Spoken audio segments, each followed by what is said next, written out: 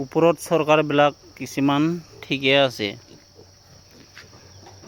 সিহঁতে পঠায় কিছুমান বস্তু সা সুবিধাৰ কাৰণে, ব্ৰইলাৰ ফাৰ্ম, গাহৰি ফাৰ্ম, ছাগলী ফাৰ্ম খুলিবৰ কাৰণে।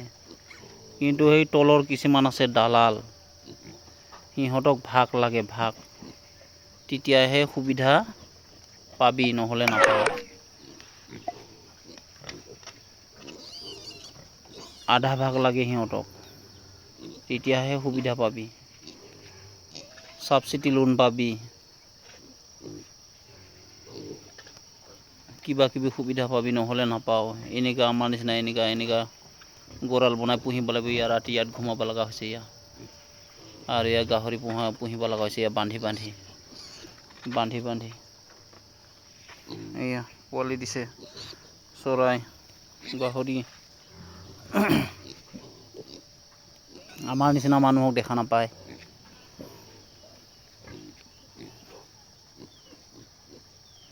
যিকেইটা টকা থকা চাকৰিয়াল মানুহ, সিহঁতকহে দেখা পায়।